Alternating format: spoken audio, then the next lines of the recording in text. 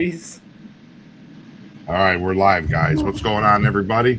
This is episode 2 of the People's Platform. We're trying to make a place where everybody can talk from all three sides: independents, Democrats, Republicans. So it's pretty crazy what happened the other day. Does anyone want to open up with the ICE shooting? Yeah, I'll open up with that. You know, just like they say, man, you get in the way of the ICE, you get in the way of the police. Hey, to each his own. You get what you deserve.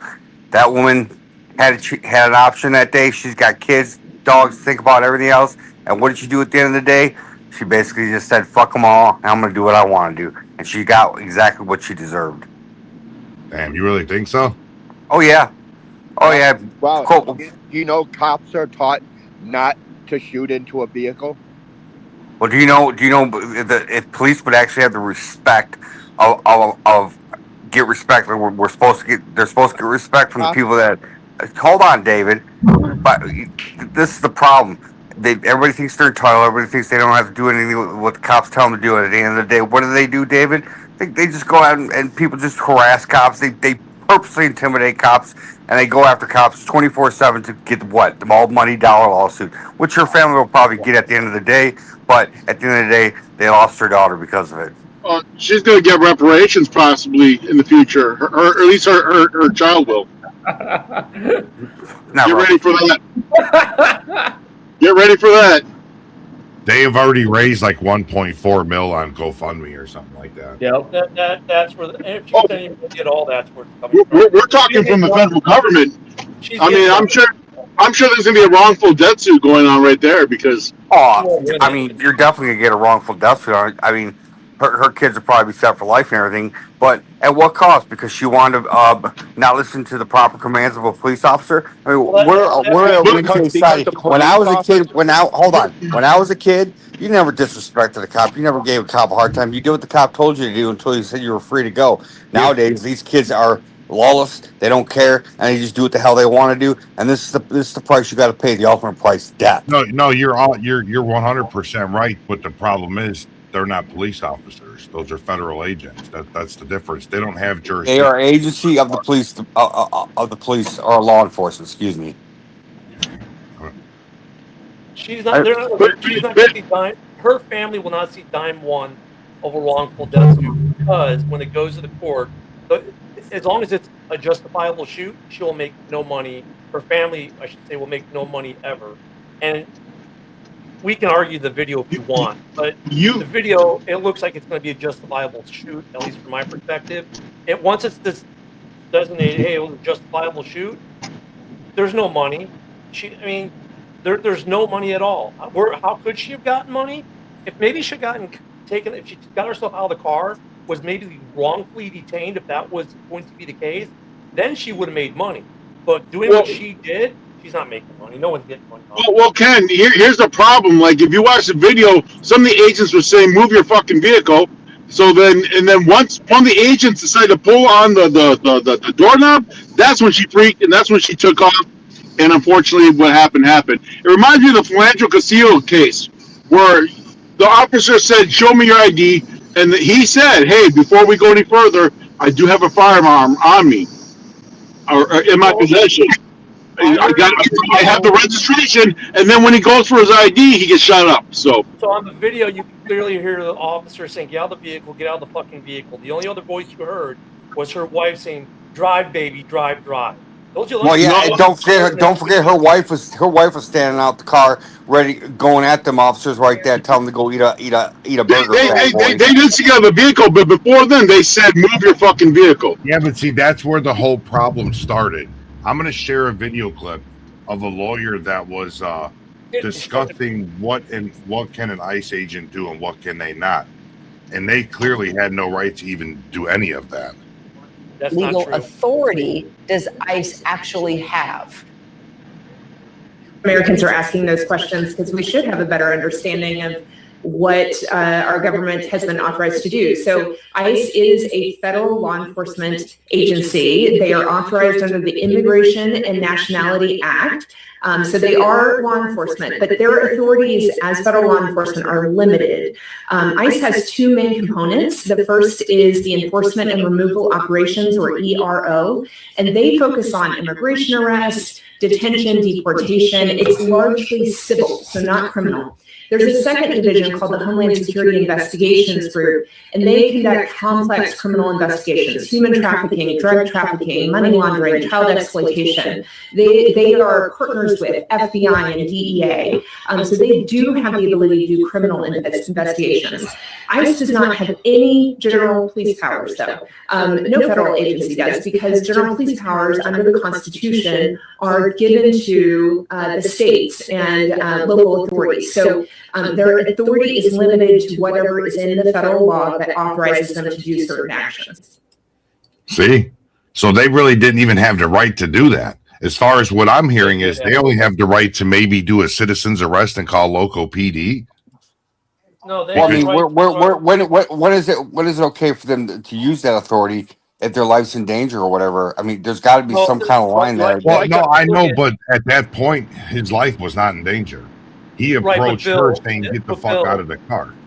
But Bill, at the point where she's impeding a federal investigation, then she's impeding on federal law enforcement doing their job. They had every right to pull her out of a vehicle, detain her, put her off the side. Right, but it's because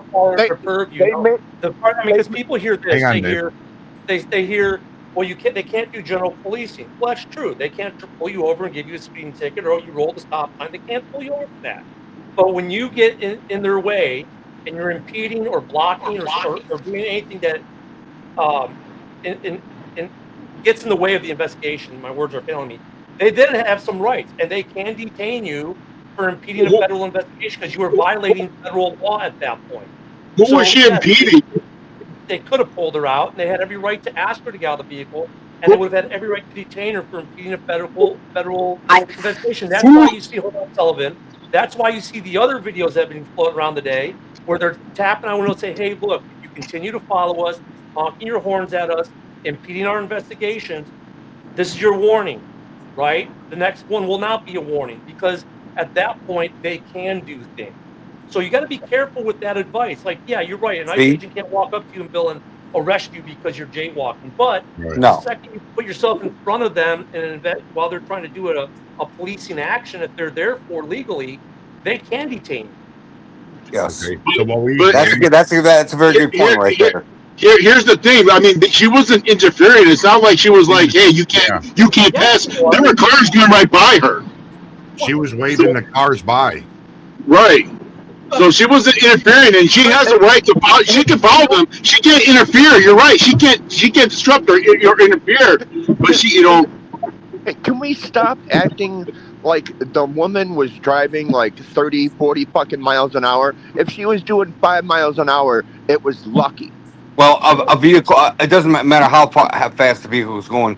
Any strike from a vehicle can kill you. It does. It's going to hurt you a hell of a lot more if he's doing 15 than it does at 5, dude. Dave, let me back up for a second, Dave. She sat there for 4 minutes blocking ICE from entering and leaving and doing. But she was waving them on. Even her own girlfriend, she waved them on. Even her partner, who we saw in the video, said that that's what they were there to do. And even the other people, part of her organization, said that's what she'd been doing. So she was trying to impede the investigation, make no doubt about it. Now, David, to your point, well, it's 5 miles versus 15. Dude, at 5 miles an hour, you can still kill a dude with the car. And those, when you look at the video, you see her tires spin in the ice. And and look at you put yourself in his position. He hears the engine rev, he sees the tires spin, the car lunges at him. It doesn't matter if it's 5 miles an hour or 50 miles an hour, the reaction is the same. Well, I mean, is also trained not to shoot inside a moving vehicle. Every police department in every city of every state in the country. If somebody's going to run you, not to shoot into a moving vehicle. If somebody's about to run you down and you're telling them to stop, are you just going to sit there and say, have a nice day? Vehicle. Yes, you do. Oh, my God. Wow.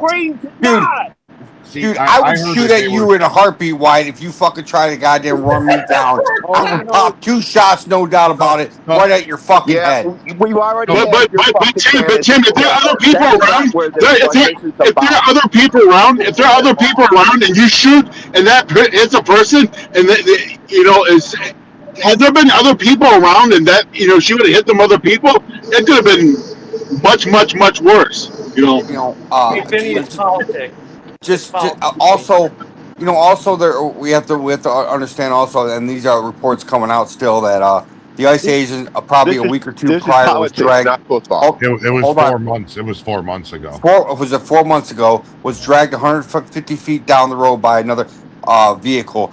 In anybody's opinion, I mean, did our federal government or ICE set this guy up for failure for PTSD? Yeah, I And think the position so. he was. Just been in the field. If he, I don't know. See, what I heard was the training from any law enforcement is you never stand in front or the back of a vehicle. You always stand on the side because the car can't go vertical. But he was too busy walking around the car videotaping it with his phone, and he wasn't paying attention. He was in the line. You know what I'm saying? Now, I'm not saying that justifies anything, but he was concentrating on his job. He was to the side of the vehicle until she put reverse, and then when she reversed and turned the tires, that's when the vehicle was actually pointed directly at him. Yeah. So he was off to the vehicle's left, if you will. But he was sitting there still. He And wasn't then when moving. she He was just backed up, videotaping. when she backed up and turned the wheels, it changed the angle of the vehicle that he was directly in front of her. She then straightened the wheels, hit the gas, in which case she spun, and you heard the engine rev. She lunged forward, and as she hit him and he threw the weapon, whether she got scared or whatever, that's when you first see the tires start to turn to the right a little bit. Had she started her with the tires turned to the right, she might have missed them completely. I don't think that she saw him. I don't think that she even saw him till like she started moving, and it's kind of too late. Because she's paying attention to the guy that's trying to prop the door open. So I mean, John, I think that's great. Once again, though, I mean, look at. She's trying to flee from law enforcement at this point. So why are you fleeing to begin with? She put herself in that position by trying to flee to begin with. They were saying that she's something with a law office or something. She was illegal. No. Something like that. But if she knew her laws, she knew she didn't have to, talk to them. Well, she did have to stop. She still shouldn't have. I still think she still shouldn't have drove off, but she could have rolled her window up and said, "Call PD. You're not dragging me out." Yeah, But I mean, that was at the point where she's impeding a federal action, federal law enforcement action. They had every right to tell her whatever. So if she was in the legal community, which she was not, she would have known that she still has to comply.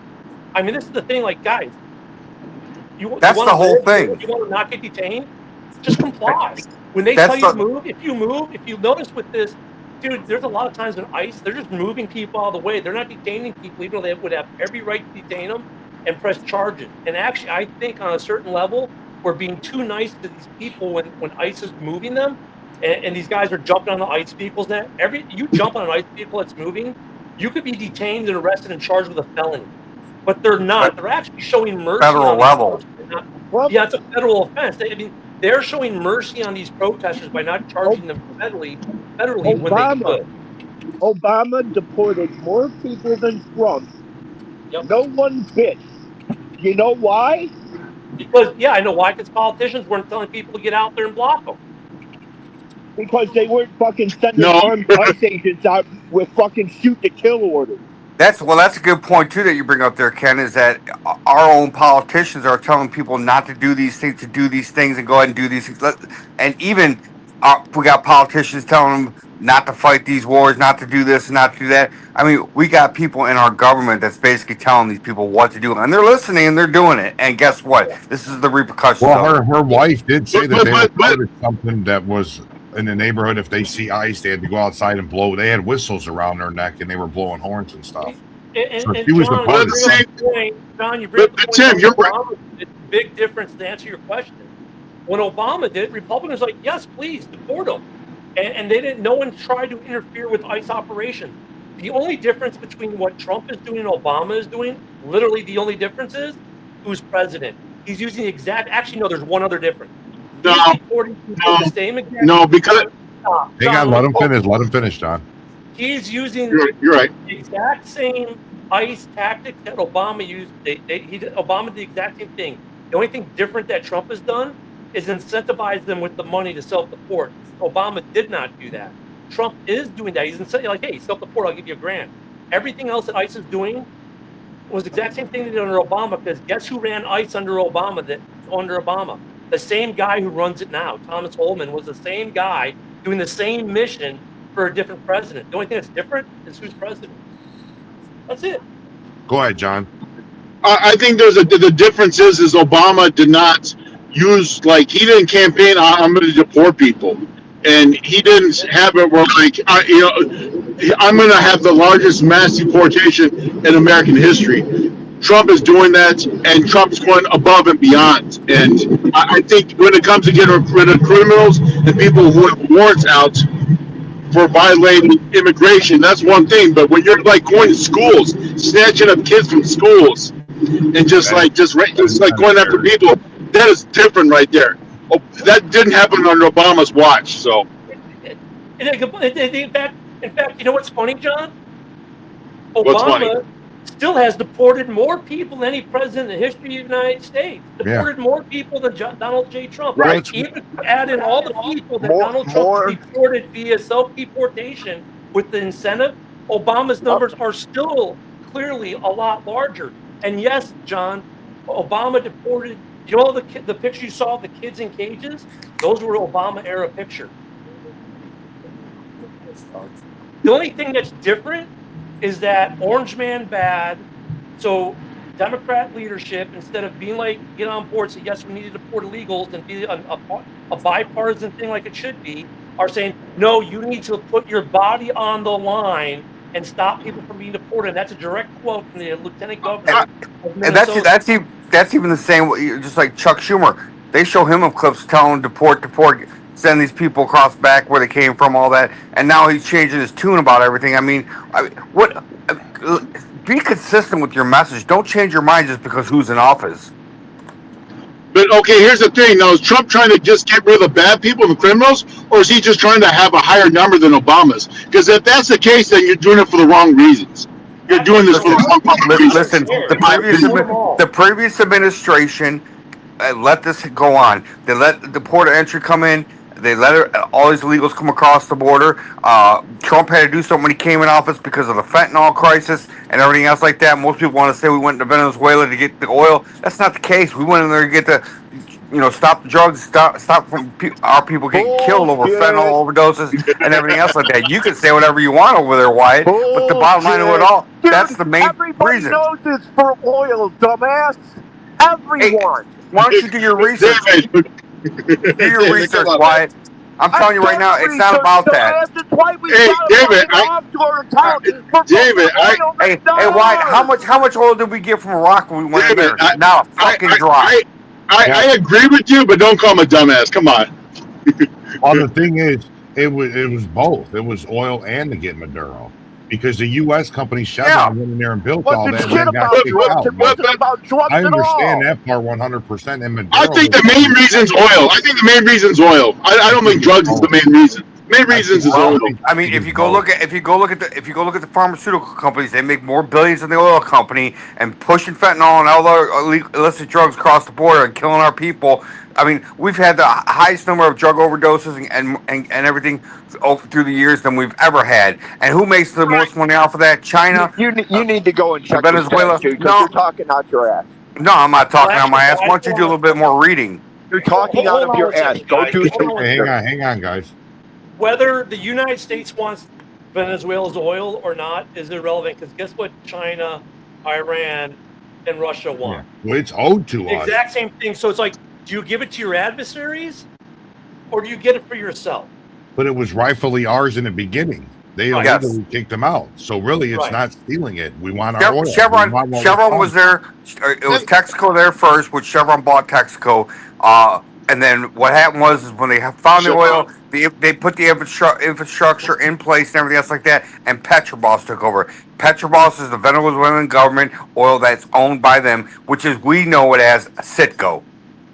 And once again, this is another situation that maybe a decade or so ago would have been bipartisan. Everyone would have been kumbaya, rah, rah, go United States. The only reason people are upset, Orange Man bad. Like, no. 2003. We went to Iraq. We overthrew Saddam Hussein. When we initially did it, Iraqi citizens, yay, USA, go USA. 6 months later, death to America. I didn't see that. I see the same thing happening in Venezuela. They all say death to America, but at the end of the day, when we come in there and bail them out and everything and save their country, they love us. They love us over and over. I was literally in Iraq. They loved us when we overthrew Saddam. They loved us. Yeah, but Dave, it wasn't 6 months later. I was literally there for the first elections, and this was the first elections in 3 decades in Iraq, and the people there loved us, and they still do. There's a lot of love for the U.S. from the citizenry. The problem is when you start to get to the political power plays. You remember at the time too, Iran is trying to get insert their 2 cents into the political realm there. So yeah, ISIS pops up and stuff like that, but that wasn't the Iraqi government or the people themselves. And let's be honest about these countries and everything else like that. If you ain't screaming death to America, you're gonna get popped in the head. I mean, these are third world countries we're talking about. Yeah. So what do you? I mean, not just that, but when you talk about Iraq, we did not have a long-term plan on how we're going to keep Iraq stabilized. There was no long-term plan at all. So that was one of the mistakes. And Ken Dobbs, you said that's how ISIS grew. That's how ISIS was in Iraq. So Saddam Hussein, for the most part, people thought he was bad and horrible, which is true. But if Saddam Hussein was still there, ISIS would never existed. But people are forgetting why we went in these countries. Also, 9/11 happened. After 9/11, everybody wanted blood on. Everybody wanted to go after the bad guys and everything else like that. We wanted to flush them terrorists out of every single country at all costs. And hold on. Even if we had to fabricate stories from President George Bush about WMDs sitting in Iraq, which we never found anyways. We did, but.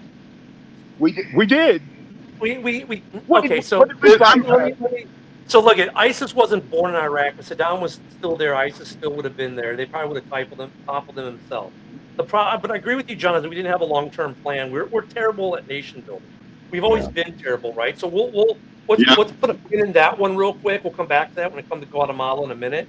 Now, as far as WMDs in Iraq, here's the funny thing: you have the 2 chemical agents you need to make a deadly neurotoxin. Two agents that you would never, ever in a million years put in a warehouse together because, well, they're not used in the same industries. You'd have no practical sense to put them there. And not only do you have those 2 chemicals in the same warehouse, but you have empty warheads to fill it with. Technically, is it a WMD? No, because the compounds haven't been mixed.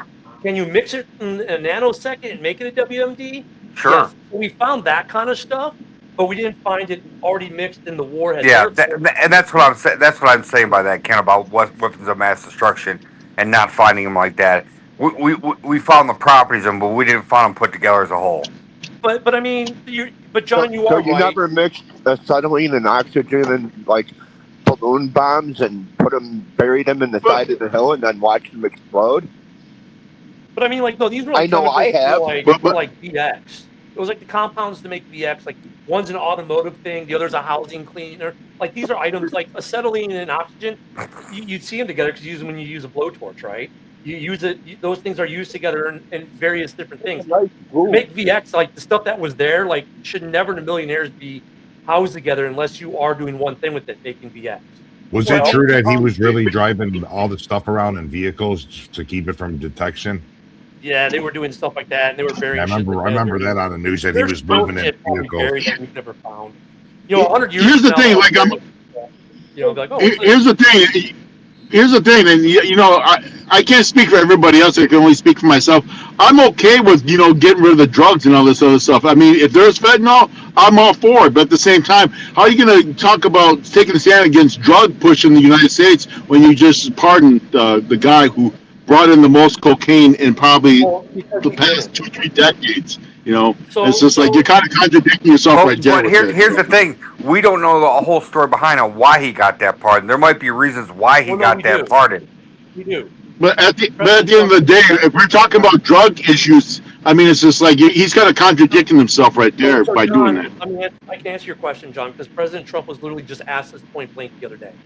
And look at in that case of where was he from? Colombia. He was the political enemy. Yeah, Honduras. Yeah, or Honduras, and he was Honduras. he has a political enemy. Yep. He lost the election, so they said, okay, well now we're going to make so you can never run again. And basically, the Trump administration felt the charges that were brought against him were false and unjust, and that's why he got the he gave him the pardon. Now, as to other specifics, like I don't know specifically, but that's what Trump said. Is they felt that this guy was not, in fact, what they was convicted of, and that he was basically given a raw deal. He was arrested with 400 keys of cocaine. That's just what they said. I'm just telling you what they said, Mike. I mean, he was, dude. And what I've read and what I've seen, he was arrested with 400 keys of cocaine. So I don't know how anybody has 400 keys of cocaine. You don't see too many drug cartel bosses running around with 400 keys on them. I mean, that's the thing. That the whole circumstances around it were kind of. And a trafficker? Are you fucking serious, dude? But no, Dave. That's what they're saying. They're saying he wasn't.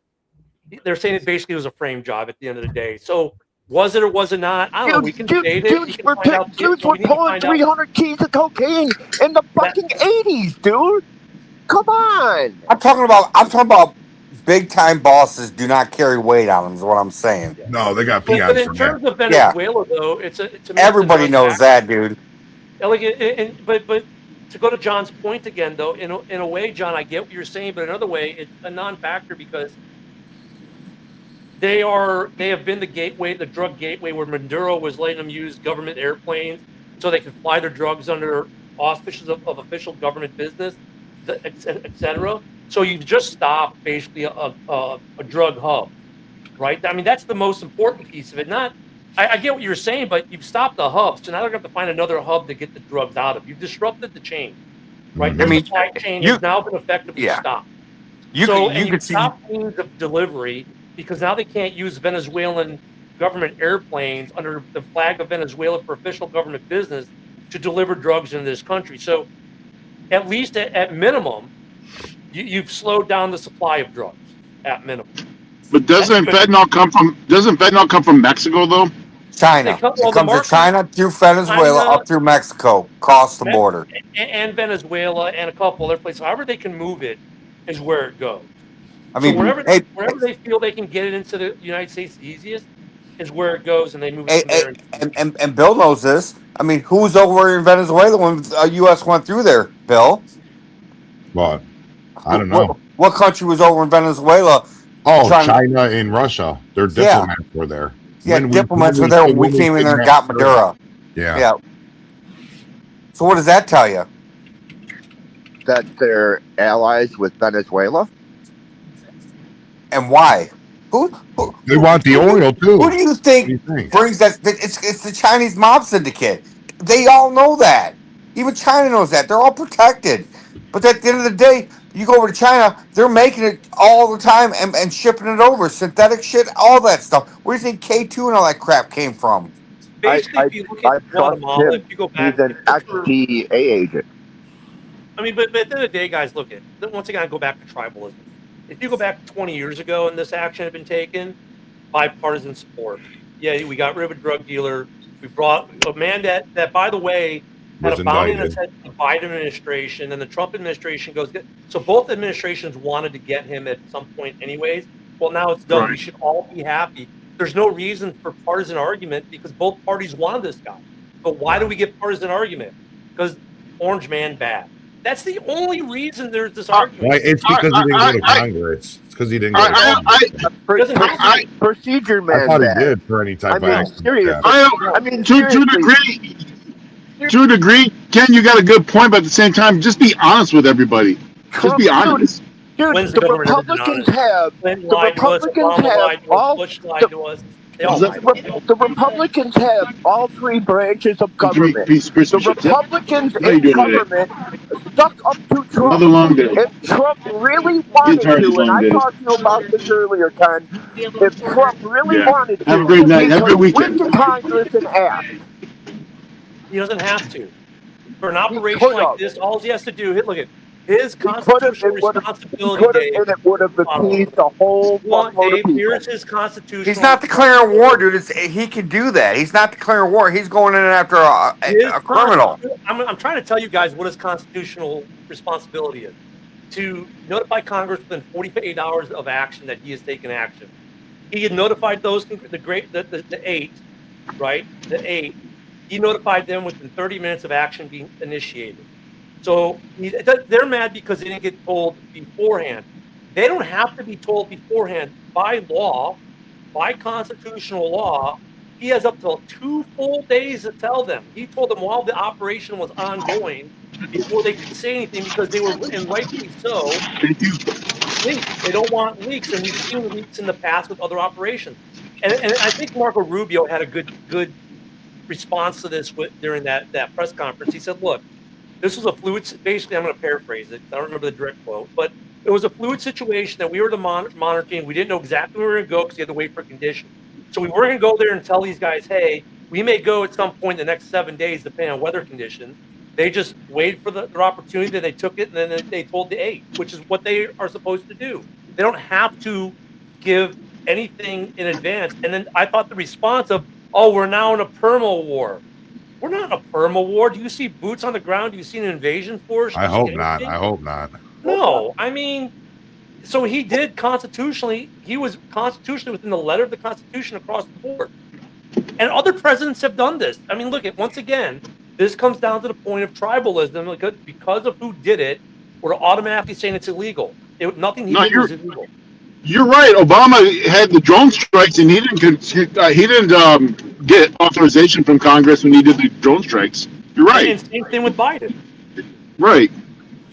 And look at, like, when Biden gave money to the Ukraine and arms to Ukraine, he could do that without congressional support initially, and he did. Trump did it before, dude. He did it his first term. So, I mean, once again, the only reason we're upset is Orange Man bad tribalism. But when we take the tribalism away and we look at the actual issues, and then we realize, well, wait a minute. The guy I supported as the last president wanted the same thing to happen. The only thing different is a different guy did it. At the end of the day, I don't care who did it. We're better off for it, right? With the deportation, Obama did it. The only thing different, Trump is now doing it. Okay, it's the same thing. They're the exact same thing in the exact same manner, using the exact same tactic, with the addition of Trump. This is where part I'm surprised the liberals aren't mad at, believe it or not. Why are they not mad that we're spending hundreds of thousands or millions of dollars in tax dollars to give an incentive? Hang on, let them finish. Like, they're not mad that we're paying. You can go next. Similar. Hold on, John, let me finish it. How are the liberals not upset that Trump, the only thing he's doing different in his deportation policy is paying illegals money to self-deport? That's the difference between what he's doing and Obama. The irony is the left is not mad that the U.S. federal government is spending our taxpayer dollars to incentivize illegals to leave a country they shouldn't be in to begin with. You know what I'm saying? Listen to me. At the end of the day, man, it's all about egos in our government. And I've said this before, and I'll say it again. I don't believe anybody in that government has any of our best interests. They're only out for their interests, and that's it. I mean, I just, there is no bipartisan. There's nothing up there right now. And what Trump does right now is what Trump feels is right. Not what is the popular vote, but what we need to do in order to protect our people, our country, and everything else, and our assets to go with it. So if he's going to do that right now, I'm all for it. At the end of the day, why shouldn't we? Hey, Broski Bear, I know you do politics. If you want to jump on, there's the link. We're going to start doing political shows on certain pages.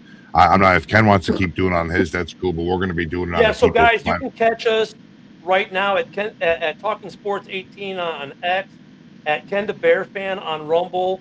What's in it? Rob is Viking Rob VWO on X. At Ken the Bear Fan on YouTube, and we do have the Facebook page, which isn't working right now, which we'll get that back up, which is with the People's Platform. And the People's Platform is going to be mainly on YouTube, not really Facebook. Yeah, we're going to try to keep it strictly YouTube. But I'm definitely on my account. Hop on. Definitely on the X account. I mean, X is politics, man. So feel free. Yep. So is YouTube, man. I was scrolling through Reels this morning, dude. It's all politics, man. It's like 80% politics. Well, Hey, it's a guys, hot I'll be topic. right back. Fuck yeah. It's Hey, definitely hey, it's Bill, definitely how a much hot longer are you going to topic. be doing this? Are you going to be on for a little bit longer? Yeah. I have to hop off for a second. Yeah, So 26 more minutes. 26 more minutes. I'll be right back, guys. All right. What's up, broski? What's going on, Bill? How you doing, man? Pretty good. This is our second Man, what's up, man? We're just trying to get some politics going. We always talk about it everywhere else. We figure we'd do a podcast. Nice, man. Got all These dudes do all these live Facebook Messenger things all day, which I don't do because they're well. To be honest, That's another issue we have. Negative people in our country. It's more violent. It's more violent back there. Well, I'm definitely like, I mean, I'm definitely like a Republican conservative, man. I voted Republican for every fucking election of my entire life.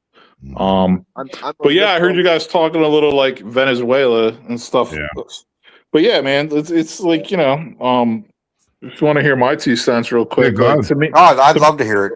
To me, it's multifaceted. Like, oh, it's absolutely about oil, and it's absolutely about rare earth, gold and silver as well, because we need energy. We need this rare earth and gold and silver to actually power the fucking AI revolution that's going on. We're in an AI race right now against China, right? Russia's trying to drag us into like a military, like Cold War kind of race too. So, but that's fine. I mean, whatever. But it's also about like, hey, we don't want China and Russia setting up shop there on our fucking hemisphere and having access to that shit. We don't want that happening, right? So that's another part.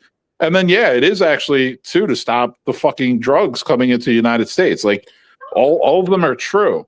And the one I'm waiting for that doesn't get discussed as much is the one about the election rigging.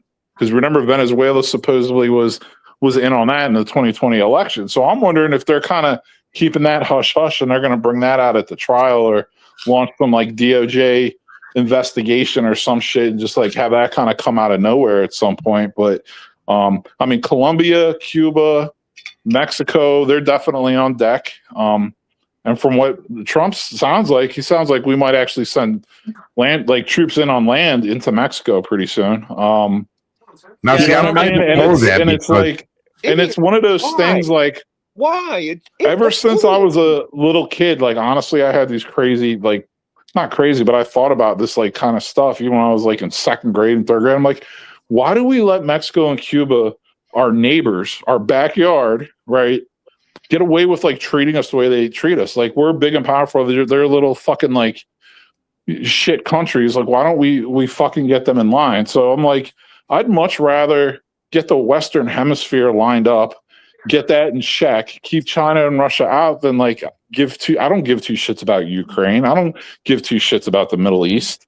You know what I mean? I don't really give a fuck about that. Like if we're going to use the military, you know, we don't necessarily even have to go in and do like what we did in the Middle East. We don't have to go in and just like send troops in and just conquer and just like, you know what I mean, set up camp for 10 years or 20 years. Like, you know what I mean? Like we can do that. We can accomplish that shit without having to do that. And I'm like, use the military for like our security and our advantage. Like get our hemisphere in fucking line.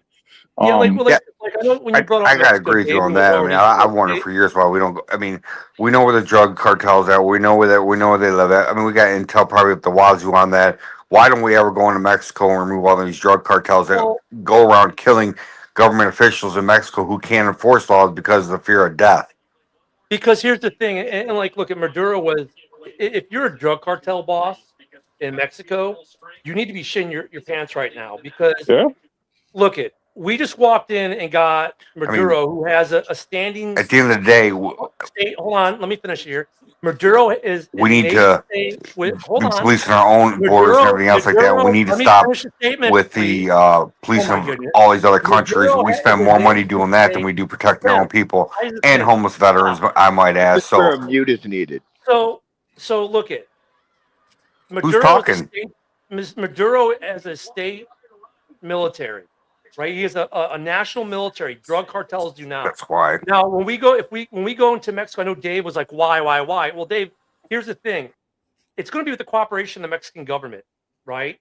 Because the Mexican government, their president, she may say one thing in public because she fears for her life, but what she does behind closed doors with the Trump administration is completely different. What you're going to see in terms of Mexico is going to be this: strategic strikes with SEAL Team 6, Rangers, whatever. They go in, take out the cartel. If we do it with Mexico cooperation, I have no problem with that. Yeah, it will be.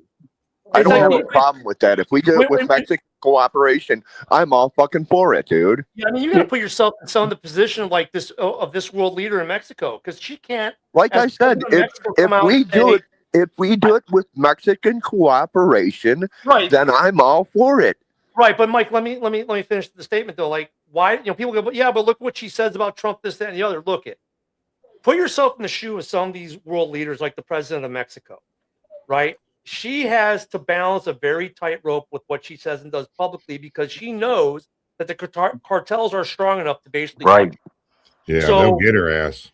You've got to say certain things publicly, which gets the left here all fired up. Oh, look what the president of Mexico. Yeah, but behind closed doors, guess what we're still doing with Mexico even today? Joint operations. And the thing with the cartels, where the U.S. has kind of not done what you want, broskies, because for the most part, as long as they left tourist areas alone, the Yucatan, Cancun, well, that's the Yucatan or Puerto Vallarta. They leave the tourist sections alone. The U.S. federal government wasn't going to go in after the cartels because they're leaving the tourist areas alone. But they've started. There have been some incursions into that, and now they really just want to get. Now the cartels are a big enough problem. I think the administration, and I think the Biden administration may have felt it, but didn't say it. They know they've got to do something. So she's got to say one thing publicly, but trust me, behind closed doors, here's the locations. Here are the people who they've got infiltrating our government. They're sharing data and intel. And it's not like you're going to see the 82nd Airborne parachute into Mexico and hold Mexico City. No, you're going to see Delta and strike forces and teams go in, deal with the cartel heads, rip out their infrastructure in conjunction with the Mexican special forces. See, I would honestly, I never understood why no other previous president wanted to help clean up Mexico. Its borders are our country. Exactly. Like, Canada's doing, real good. United States is doing good. Mexico's doing good too, but the cartels can't run that country. Yeah, they definitely do. Though. I think Mexico would be a lot better off. Yeah, they would. And David, like, this is what I wanted to say to you. Like, so there's a whole thing called the element of surprise too, right? So it's like you can't really publicly be like, oh, we have Mexico's permission. Oh, it's all in the media. Oh, let's go do it. Like, you know what I mean? So it's like. And then also, we at this point, I mean, they've been shitting on us for decades. They've been, going across the border illegally, doing all types of human trafficking, killing people, poisoning them with drugs. Like, dude, no, if we want to go over there any given time, it's called the Monroe Doctrine. We can, and we will. Like, you know what I mean? And honestly, it's going to be to the benefit of the Mexican people also. You know what I mean? So, I mean, that's how I look at it. It's just like, what we're doing with the fast boats and everything coming out of Venezuela, what we're doing. We're inching closer and closer to the point where we're going to start taking out cartels and we're going to start, bombing the hell out of them, from above. Whether they'll be able to tell it came from the United States will be yet to be known. But I'll tell you, at the end of the day, it's inching closer and closer to where we're going, and actually we're going to eliminate these cartels. Oh, dude, we might wake up tomorrow morning and be like, oh, there's a ground invasion in Mexico, or we have troops on the ground in Mexico, and we're taking out some narco camps or something. Honestly. Yeah, I mean, I don't think you're going to see like a full-scale invasion of Mexico. It's not like the 82nd and the 101st are going to go charging in with third ID. It's going to be like, I'm going to quote George W. Bush, a small lethal force. That's what it's going to be. They're going to do teams in conjunction with the Mexican Special Forces, in conjunction with DEA and other organizations, and they'll have close air support. What you saw in Venezuela is a supersized mock-up of what you can see in Mexico, because with Venezuela, they also had to remember, Venezuela is the nation state with a standing army much superior to that of a drug cartel. They had Chinese anti-aircraft systems to take out. Right. They had Russian anti-aircraft systems to take out. They had naval concerns to box in. They had to contain, the Air Force from taking off. Then they had to land the 160 Azor, had to put the Delta team, the D-Boy guys, into a military compound to basically go in and get two targets of interest and get out before 3,000 soldiers woke up and came at them and get out. And you don't have to face that with a drug cartel. Now, but I will say this, the drug cartel may show more small arms resistance Right. than what we saw in Venezuela. You'll probably see actual casualties. I mean, was out there in his pajamas, dude. And as time goes on, these drug cartels will be labeled terrorist organizations more and more. Yeah, well, I mean, I'm just saying in general, more and more, and we'll be able to go in there and get them as fast as possible. I mean, at the end of the day, we will have to go into Mexico eventually and clean house in order for that country to survive and stabilize itself. I mean, look at it this way: what's the president's name in Mexico? The only one I remember is Vicente Fox. I always remember his name. I have no clue what her name is. I don't know. Watch how publicly her tune will change once operations start happening and drug cartels start falling. Claudia Sheinbaum. Next thing you know, she'll love Trump. She'll love the United States. She'll want to talk about being cooperative neighbors, blah, blah, blah. And the whole tune will change. Because right now, she's in a precarious position for what she can and can't say. Yeah, her name's Claudia Sheinbaum. There you go. Yeah, and that's another thing. It's just, it's hard to say what you want to say when you got somebody that can just go right in there and slit your throat at any second, Yeah, they could definitely overtake the military there. What now? Yeah, the cartel could definitely overtake the military there because a lot of the cartel is, in the military. They've infiltrated. Yeah. Oh, and and don't forget. I mean, you don't think the president's staff and everything else like that's not corrupt as shit with cartel ties and whatnot. I mean, come on. I mean, they're all over. Yeah. They've definitely infiltrated the regular army, but in terms of the Mexican special forces, they're pretty well cordoned off from this regular military in that regard. I mean, and look, a lot of people in the military dislike the cartels, but yeah, if it was a head-to-head Mexican military versus cartels probably win that fight, which means that's the other position that she's in. Sheinbaum, she can't do anything without U.S. support to take out the cartels, so she's in a position of play nice or die. Now, if the United States starts interdicting and doing missions inside of Mexico, and at first, and look, this is how it's going to play out, right? When we first start doing this, she will publicly speak out against them. Yep. And the talking heads on the far left are going to run with it and say, look, Mexico doesn't want us there.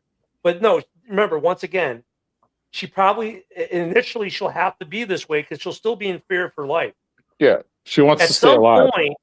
At some point, when the tide has turned sufficiently enough, then you're going to start hearing what she really thinks about the cartels. And by all means, she should. She should be able to have a voice for her people because I guarantee people over there ain't happy about, cutting up coca leaves and everything else like that and making cocaine out of it 24/7 in order to, make a couple bucks. Shoot. I mean, the only question that we, once again, this will become another tribal issue. That's funny because right now we can all kind of agree on it, but the second it goes live, tribalism will hit.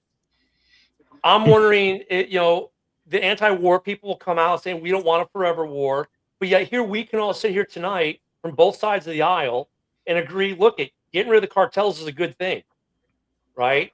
So once again, is this going to be a thing where like people will be like we are on this show here tonight, where we got guys from the left and the right and the middle all saying, yeah, getting rid of the cartels is good, but when the bullets start hitting the airwaves and start smacking bodies, are we going to start hearing about no blood for oil, even though there won't be oil? No forever wars. Oh my God, I can't believe we're doing this. Impeach. Or are we going to hear, thank God we're finally doing something about these cartels?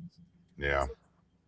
I would be all for it if we went in there right now and ripped every single one of them out of there. I mean, there ain't no doubt in my mind for 1 second that things would be a hell of a lot easier. And for us and the other countries out there trying to rid themselves of these terrorist organizations.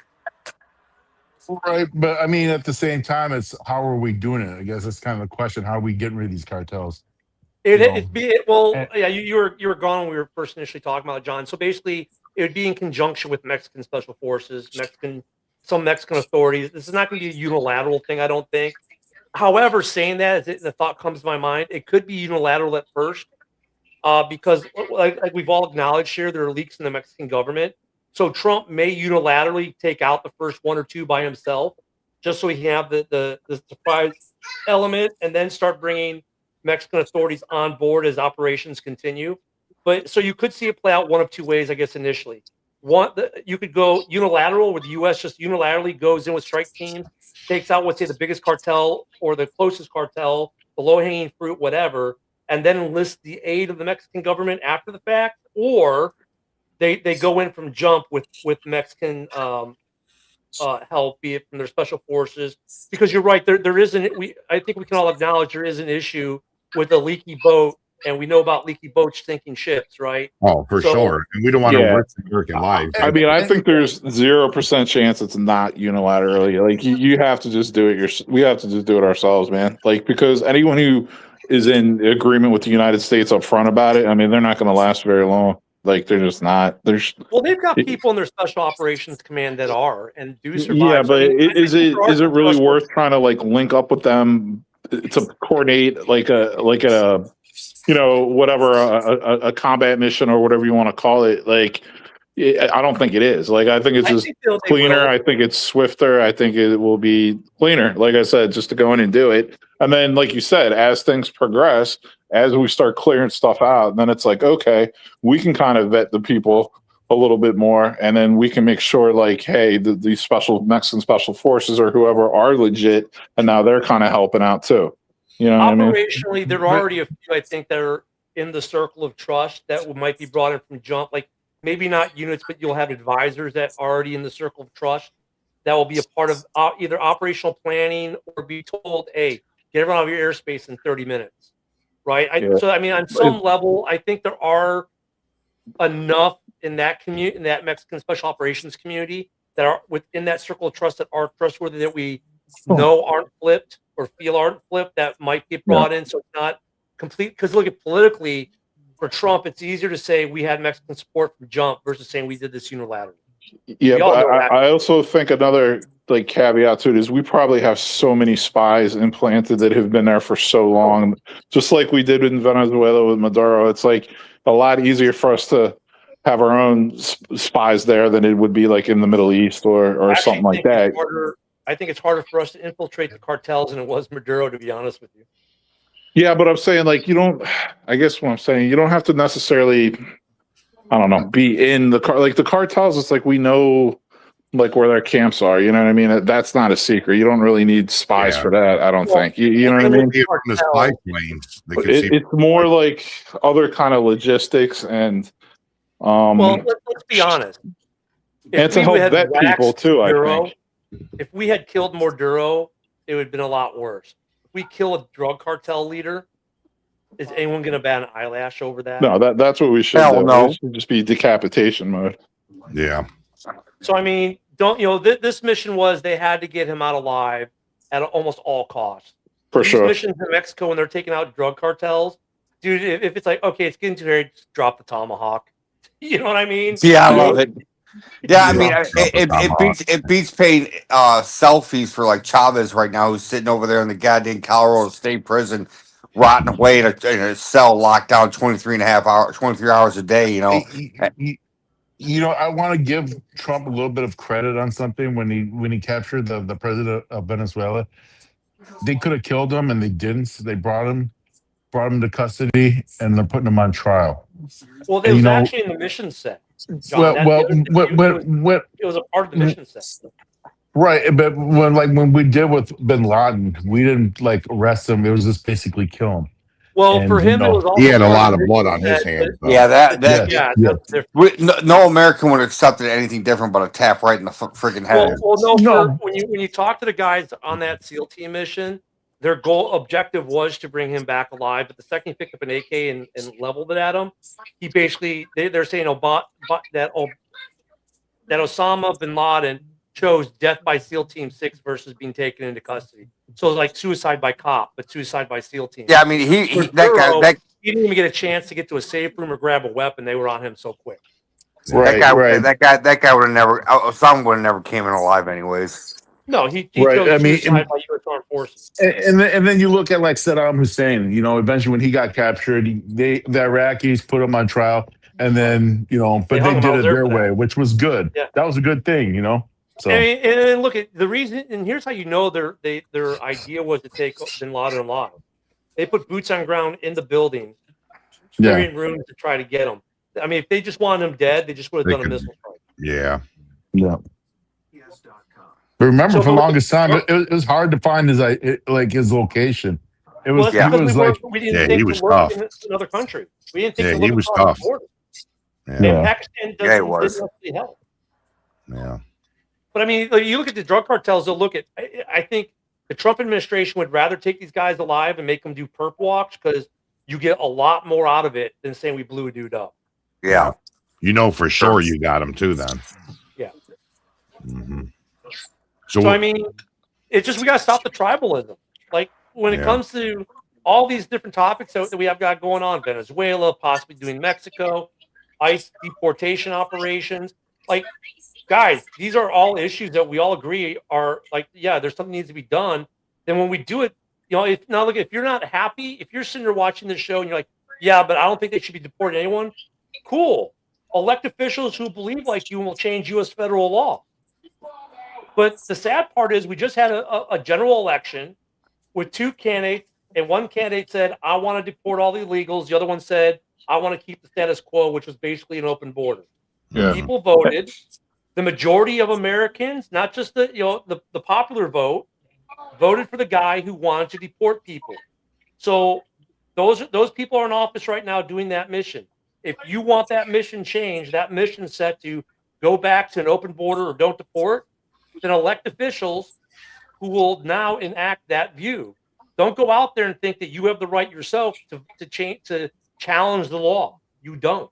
Yeah, but I think all Americans agree on a strong, secured border for sure. Because you don't know what riffraff's coming through there, But yeah, well, apparently a lot of the Democrats don't, who are in office, and ICE is legal. Sanctuary cities aren't. You know what I mean? I wouldn't go that far, but I'd say Joe Biden definitely relaxed because remember Hillary Clinton ran off deportation. That was one of the big things she was running. Trump against, you know what I mean? That's another thing.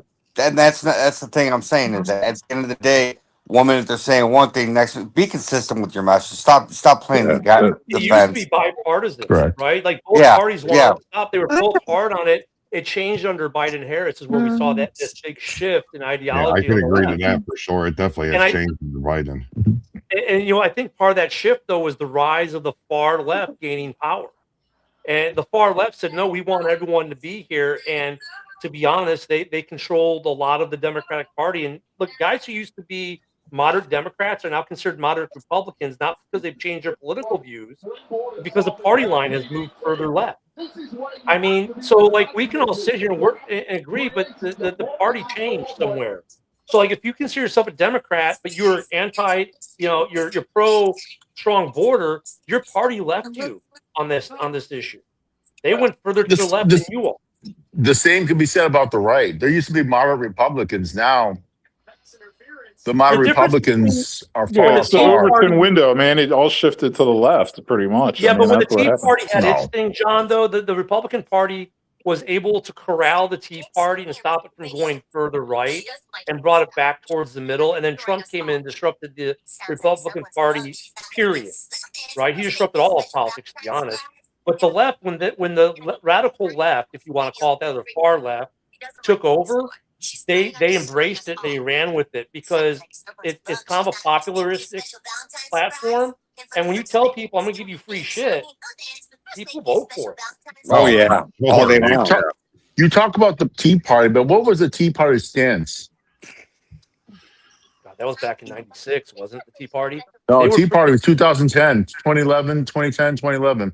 That was when Obama was in office. So 15 years ago. Yeah, they were a little far right. Some of it was far right. And I agree. Right. It was like the Republican Party was able to, the bigger point here is that the Republican Party was able to rein them in and not go full far right mode. Right now, the problem you get now is like you look at, because we're so far left, you are seeing more of the far right because everything's gone. So the far sides are what really is being the light is shining on because they're the loudest. The fact of the matter is most of us are somewhere in the middle. And that's where we reside. But the problem is we're so tribal now. If you identify as a Democrat, you need to be against certain things or the tribe will vote you out. And you're like Bill Maher. And you're going, well, because some of these guys on the left hate Bill Maher, but the dude is a diehard liberal. He has not changed his views in 30 years. Right. His party has changed He's starting to call out the crazy on the left. Is what at the end of the day, and that's what He's calling out all crazy pretty much, whether Yeah, you're he left is. or right. He is. You know what I mean, He he is. even went so far and had dinner with Trump and said that he's actually a good guy. He's like, I said all the jokes I say on here, and he laughed. He didn't throw me out. Right, and it's just weird There's how a lot one of- minute there's a he lot of acts like this, facts and to then the next minute he acts like something totally different. And it's like, are you getting it? Are you doing all these things for like audience? Are you trying to get like? It's just like at the end of the day, it's just like this is a job. This is not reality TV. Come on, man. Well, look at with politicians at the end of the day. First and foremost, it's about getting the vote. You do what you need to do to get the votes to be elected, right? That's always been the thing. Does Trump say some bombastic stuff? Sure, he does. I think every president does. Really? But you don't have to agree with how he says it as much as it's a policy. Like, I'm a policy guy. I don't care how you say it. I'm looking at the policy. Is the policy good or is the policy bad? You may be the worst public speaker. Not everyone can be Ronald Reagan or Bill Clinton, right, in terms of public speaking. But is your policy good? If your policy's good, I mean, that's what I care about. I mean, Trump says some shit that I'm like, dude, why are you even saying that? But the dude is more transparent than he probably should be. But the dude's super transparent. I You know why he says it? Was it Because you posted people- that video of him reading the note from Marco Rubio today in the meeting with the oil execs? Like, oh, you can't keep a secret. He did that on purpose and laughed about it. Like, he's kind of overly transparent sometimes, I think, where he gets himself in hot water because he says too much. Yeah, and I was gonna say too, like things did get like really murky when like the whole like Bill Clinton and George W. eras, because I mean you can make a strong case, and I can make one right now that like Bill Clinton was more of a conservative than George W. And George W. was more of a lefty, than Bill Clinton. Like, you know what I mean? So like it really, I don't know what to say about that. If that was kind of like a conspiratorial plan, or if that was like. How do you say that? How do you say that Bill Clinton was more of a right and George Bush was? Okay, like so on Bill immigration? Clinton balanced the budget and created a surplus. He also did like with welfare, he did like the work opportunity, like personal responsibility thing. He did like I remember he cut like the capital gains tax. Like he did some like deregulation of certain industries and stuff like that, like financial stuff too, which is like those are like Republican traditional Republican things. You know what I mean? He was the last president to have a balanced budget and a surplus. The economy was definitely booming under Bill. Let's be real here. Okay, taxes were high. So I mean, taxes were high, but people had money. Gas prices were low, inflation was low, but at the same time, he got lucky because .com, the internet, popped under his watch. Yeah, so he didn't get lucky with that. Super low, dude. And remember who brought NAFTA to super low? Who brought NAFTA to the realities of everything? It was Bill Clinton. But Bill Clinton, you nailed it with the .com. He got the .com boom. Is really the .com was the .com. And look at from everyone from George W. Bush on. Was a wartime economy, right? As far as debt income ratio. So like we're still in the throes of that. We haven't totally gotten out of that yet. As far as a balanced budget, well, look we're trying to get there. I think though we stopped spending as much money as we're having to spend on immigration in terms of paying people who are here and receiving types of benefits, whether it be through state loopholes or otherwise. And having to spend all the money we're spending to deport people and get people out. Once that business is done, right? I think that helped. And now that we're done with Iraq, Afghanistan, that helps. So I mean, we're getting to a point where maybe not during this presidential term, maybe 2 or 3 presidents down the road, you'll finally get a president who can sit there and go, look, we have a balanced budget.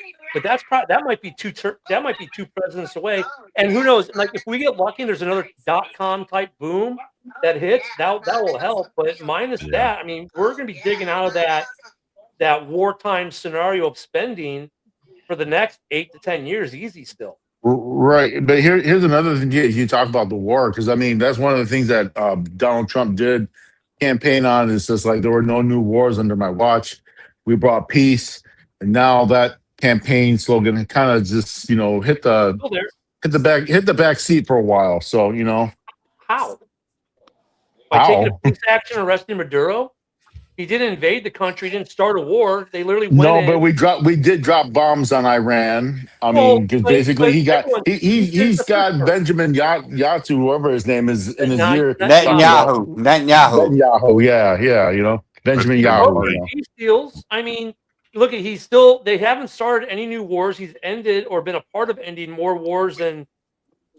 So I mean, that slogan's still there. People said after Venezuela, oh, the slogan's dead. Dude, he did a 2.5-hour operation and left. There's no war in Venezuela. He didn't start a war, right? I mean, is there a possibility that he could start a war? Sure, there is. I mean, but every president has bombed other countries. Obama did it. Biden did it. Obviously, Bush did it. But then Obama never campaigned like, I'm a peaceful president. I'm not war. Oh, yeah, he did. He did. You can be a peaceful president and still drop bombs. Because look at Obama had more drone strikes than anybody. But John, look at more drone strikes. But Iran, real quick, what did that do? I mean, it stopped them. He let it slip yesterday on Hannity, the Hannity interview, that if he had not bombed Iran, they were 2 weeks away from a nuclear weapon. That's what intelligence told them. Look what's happening in Iran now. We've been hearing that Iran's like 2 weeks away from a nuclear weapon for the last 20 years. So, well, I mean, the quicker we went on Iran, the better off we were. And by the way, the uprising and everything that's going on now, Iran, people are tired of being ruled by a dictator. They're done with it. They want a free election, just like the United States of America. And once again, a precision strike is not starting a war. It's a precision strike. Democracy doesn't work everywhere, though. That's the whole thing. Democracy. I mean, they tried it in Iraq. Look what happened. We're not democracy. Yeah, we're not a democracy. We're not a real democracy. Whatever we are doesn't mean the rest of the world wants to be what we are. Right. A lot of the rest of the world wants to be like us. A lot of the rest of the world does not, Tim. Oh, yes, they do, David Wyatt. You don't know what you're talking about. People want Social Security just like you get, bitch. You don't know what you're talking about, dude. God, you don't know what you're talking about. Luckily, you saved this for the end, man. The most ignorant fucking man on earth. You are the most ignorant toolbag I ever met in my life. Go back and give my $300, bitch. I'm sensing some sexual tension between Tim Isaacson and David Wyatt. David's leaving sexual tensions at a whole new peak. Hey, but anyways, fellas, the hour is up, so let's get we can go longer than the hour, Bill. We can stay on the X as long as we want and the Rumble. In fact, the longer we're on Rumble, the more viewers we'll pick up. So that's cool. That was the first thing. We can go longer an hour if you guys wish to do so. I don't care. And then secondly, look you guys are both right. They all want to BS, and then they all don't want to BS at the same time. They want to be parts of us, but they want to do it their way. Yeah, they want to use and abuse us. I can agree on that one, but my constituent over there, Mr. Dumbass, again. They want to come here. They want to come here. They don't want to assimilate. They don't want to take pride. They don't want to contribute. They want to milk the country and send funds back to their country. Sure. Well, I mean, but that's a different scenario. And that's exactly what was going on in Minnesota. And for saying people don't want to be here, did you notice the lines of caravans of literally millions of people who have been flooding into the country? Like, seriously, that people don't want to be here? Okay. When you're talking about like the people who don't want to assimilate, that's a different bucket altogether. Those are the people who want to conquer the country and turn it into their form of government. Right? Well, not necessarily, because there's a lot of Indians and Chinese that come here, and all they do is come here because they want to make money and send it back home. Well, then there's some of that too. Mexico does that. They do that. They send money back home. Good night. I'm gonna go. Big on that. All right, Wyatt. Have a good night, man. Thank you. Enjoy your freedom of what I pay for. They want to make I sure will, Tim. You dumb, ignorant fuck. Gandalf is going to cast a spell. Oh my gosh! Oh, the Good night times. is I mean, there is. Anyways, some where truth. we're at. I mean, look, like Iran, is Iran going to want to institutionalize an American-style government? Do you Maybe think you not. two can kiss and make up one day or no? No. No? Okay. I tried. I think it's good to have a back and forth dialogue like me and him has. People enjoy it. Okay, I got a question. Rick Mott, David Wyatt, and Rock Lockwood. Line them up and shoot them all. There you go. How about that? I was gonna say shoot one, apologize and become friends with another, and behead the other one. I don't know. This is off topic. Next subject. If Tehran falls, though, I think back to where we were. If Yeah. Tehran falls, You know, speaking of which, Can you not hear speaking Ken of which, talking? you know what we were talking about no, I as guess far he as does. terroristic things and everything. I'd like to get back to that I don't Minnesota think thing. we can hear you. I've been having issues with my thing. Yeah, I I'll don't be think back. you can hear Ken again. Yeah, so yeah, if I'll be back. if Tehran falls, Okay, he's talking about the Somali thing. Okay, well, if Tehran what does he falls, want to I get think into? I guess. if Tehran falls, I think this Muslim The fraud, I guess. Yeah, Sharia law there's possibly fraud. government falls. I mean, with there was definitely that, you know, the COVID-19, the feeding our families, or feeding our children or whatever it was. I mean, there's like fraud with that, with all the COVID money.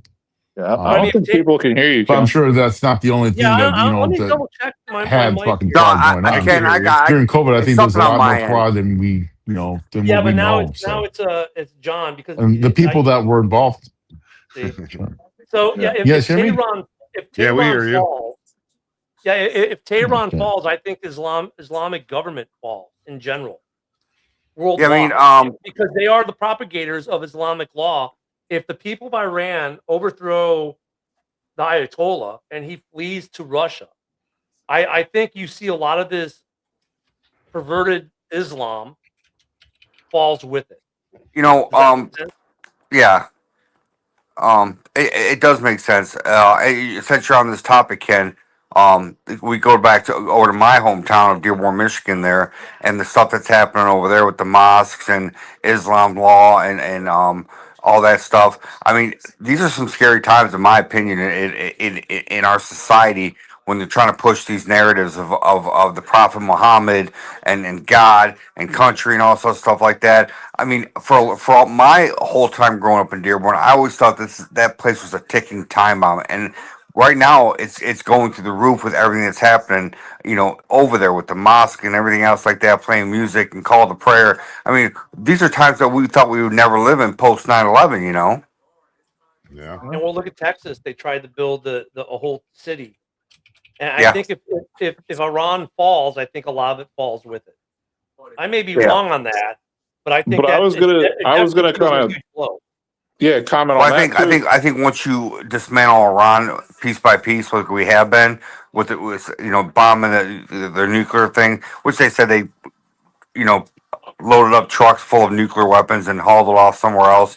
BS. We hit that thing pretty hard, and that's why the country is struggling right now the way it is, and the rioting and the and stuff that's going on over there, because they're just tired of living that way. People don't want to live that way, and we may give them that choice to not live that way. How they use it depends on them. Yeah, and have you guys noticed Saudi Arabia is using their military lately too? Man, they've been striking Yemen. Well, you want to know something else? Bill, you want to make some more linkage while we're doing all this linkage? And we just lost Tim again. Here's some linkage for you, Bill. What's up? The stuff in Tehran is happening, what, a week after we got Maduro? You want to talk about some linkage? We take out Maduro. Tehran has lost their oil supply and lost a partner financially. And now look at how it even got worse in Iran. And now you got civil unrest there, and you might topple a government. It all links together. Yeah, and did you guys notice too? Like the United States, we just sent like a bunch of the AC-130 and like the Ghost Rider gunships or whatever you call them over to the UK. So we got like a dozen or so of them, like in England now. I think. Yeah.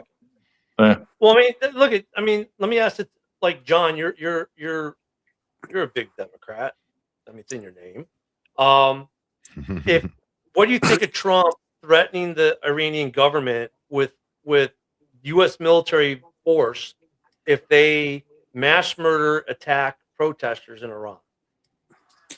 I mean, for me, I think the ground war, as far as that go in Iran, is unlikely to happen. But I think we're more apt to drone strikes and slowly. But John, I was asking John what he thought as a Oh, Democrat. I'm sorry. Go ahead. I'm sorry. Yeah, what he would think of President Trump taking that action. or in saying what he said?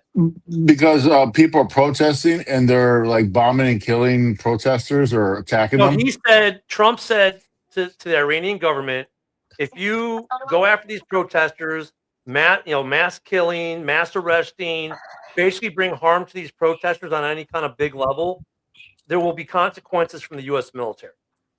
Okay, I mean that's all fine and dandy. I don't disagree with him, but he did the same thing. Remember the Bible thing? He had military tear gas and push people over, and still he's kind of contradicting himself right there. Trump used the military to kill U.S. citizens? No, but he used the police and he did use the National Guard to move people out of the way. To kill U.S. citizens? That's different than killing somebody. That's just that's different than taking. But then, John, you're comparing tear gassing people to like freaking slaughtering them in the streets. Like, come on, John. Don't. Okay, what these two are saying, John, is don't take like. Don't sit here and say hey, I mean, free speech, protest is good, and then it's just like, okay, yeah, he didn't kill. Protest is good. Rioting and looting is not. Okay, and that's why he did what he did. Hold on, let me bring it back. They weren't looting. They weren't looting the White House. John, you're delusional. I'm not delusional. You guys veered off.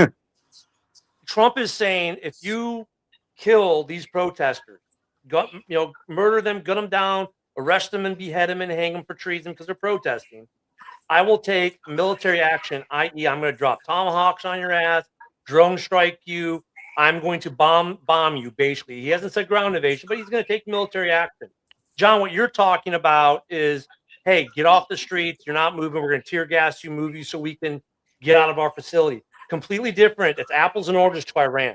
Iran, what they're saying is if you kill these people and start gunning at people, leveling the weapons at them and killing them, you're going to face U.S. military retaliation. Yeah, so, and it's confirmed they have been killing people. So now we know they have. Yeah, I mean, what you're talking about now with the ICE agents, they're not trying to kill people. They're trying to move them. That's different than killing people.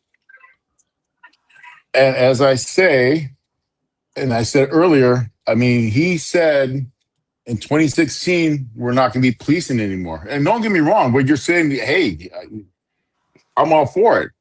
But he said we're not going to be the world's policeman. So are we going to be the world policeman or not? I mean, to be honest with you, John, I think every president has said that. Yeah. On some level. And then guess what every president has done? To some extent, we have to do the policing what we do. Because if we don't do it, things will fly right underneath the radar, and then something does happen bad. Well, so and the other thing is, go ahead, Tim. I'm sorry. If we're not doing the world policing like we should be, and I'm talking about the things we do behind the scenes, like spying and all this other stuff like that, we need that intel. We always need that intel, and that's. For me, that's policing the world. You know what I mean? With intel coming from different sources and everything. All right, guys, I got to get out of here to go eat, but you guys have fun. Ken, you know how to shut it down. I can close it down. I think guys, have a good night. Have a good one, Bill. I think here's another different issue too. There's another different issue with this is we now have a near peer in China. So go back to the Cold War. I don't want to say we're in a new Cold War, but I think we're in a new Cold War with China. So now you go back to strategic places on the map. So do you want China to have control of a major country in the Middle East, or would you rather have the control or better yet, influence on that country, right? Because now you're seeing like kind of between China and the U.S. what you used to have between the United States and the Soviet Union. You talking about Greenland? No. Well, that could be part of it too, but I'm just talking in general.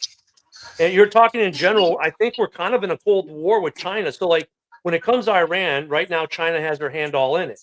Now, if Iran falls and goes back to, say, the Shah, the Crown Prince, who's very popular with the dissenters, by the way, and you go back to a U.S.-friendly government, well, that's strategic foothold for the U.S. in a strategic area. And, by the way, control of oil to now, if they're American-friendly, guess who's getting oil and who isn't? You're cutting oil off from China. Now, Greenland's a different story altogether, and we'll find out. We can talk about that next week because we're going to have a meeting, right? Is this Ken and Ken in the morning now? Ken and Broski in the evening. Here you go. I think they should come back on. But yeah. So this is the new political thing we started. I just got it on tonight. I'll put it on my Rumble, and we'll put it on the X's, and it's on my YouTube right now.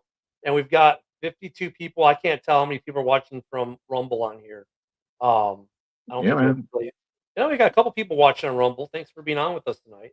So this is new. I think we're gonna try to do it weekly. I think we kind of threw it together a little bit tonight. Yeah, it was kind of cool. Yeah, man, definitely. It's funny though, because in the back chat, Broski, we're fighting tooth and nail about like the Minnesota shooting and this, that, and the other. And we all get on here and we all realize, you know what? It's tribalism. Yeah, it is. And it's like kind of like, when I was growing up in like the 80s and 90s and stuff, it's like you could sit down with like Democrats and Republicans could sit down and like you're friends with them. You could talk. It's like, oh, maybe someone's pro, I'm pro-life and they're not. Maybe that's the difference. But we both love the United States and want the United States to succeed, and we want our neighbors to be taken care of, and you know what I mean? That type of thing. Now it's like I just feel a lot of Democrats are just like they want to see the United States crash and burn, and like it's not even a secret. You know what I mean? Yeah, so, I think a lot of the stuff that we get, like the whole ICE thing, it's literally just because of who's doing it. Like, oh yeah, that's it. I mean, look, you can go back to maybe Bush, Obama to find. Some people say there's some of the tribalism starts with Newt Gingrich in the House. People point to Obama saying election of consequences, but then you fast forward to Clinton. Half the country's deplorable. That's the start of a different part of the animal, right? Of the tribalism, because now you're starting to dehumanize the other side. Now we're at the point where if you disagree with me, you're a Nazi or you're a fascist, and it's okay to kill Nazis and fascists, right? So we've dehumanized the opponent, and it makes the tribalism even worse. And that makes it to a point where if you do something that should be unilaterally cheered, it can't be. Yeah. So people joke, Trump could cure cancer, and Democrats would have a problem with it. And honestly, we joke about it, but the way the tribalism is now in this country, that's exactly what would happen. Yeah, and dehumanizing or demonizing the opponents, that is textbook communist tactic. So I mean, take that for what it's worth, but well, look at COVID. I think COVID is a really crystal clear example for people. So Trump rushes for the vaccine. What they call the operation, whatever, to get the vaccine done. And they get the vaccine, and they say, "Hey, we've got the COVID vaccine. We're pushing it out, and we're going to push it out to the old people first, and then the younger people can start getting it, and this, that, and the other." And they start releasing it. It wasn't mandated. You didn't have to take it. They highly advised you to take it. The Trump administration. So we would like you to take it, but it's your choice. And what a lot of these Democrat talking heads like, I'm not taking the Trump death vaccine. Oh, Trump did it. It's going to kill you. Blah, blah, blah, blah. Fast forward, the election happens. Biden comes in office. Exact same vaccine. It's not like Biden created a new vaccine. You must take this vaccination or you're killing us.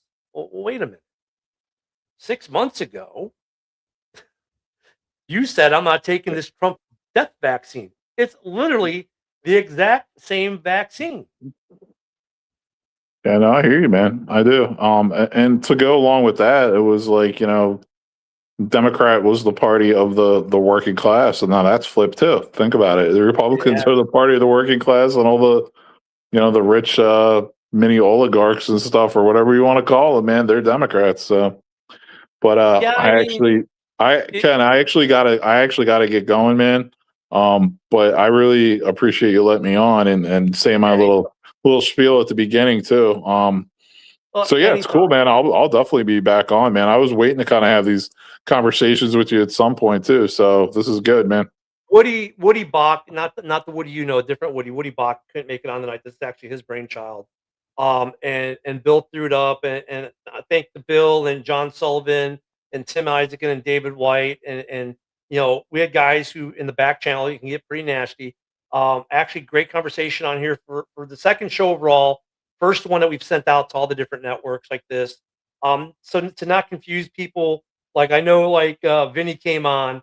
He's like, wait a minute, is this a politics show? When the sports guys, hey, sports guys can do politics too. But thank you guys for coming on, and hopefully we'll get more comments as we go forward. I don't know if this will be normalized for a date and time because the Packer Backer boys were doing the Packer show when we started this. So keep a lookout. We will announce hopefully a more static, know when to be here time. But yeah, broski, I think this was cool, and thank you for coming on and being a part of it. Yeah, man, I appreciate it. And yeah, man, we'll talk again soon. Yep. Everyone else, hey, enjoy your politics and also enjoy your football playoff weekend. For myself, broski, and everyone else, have a great night. Go Bears.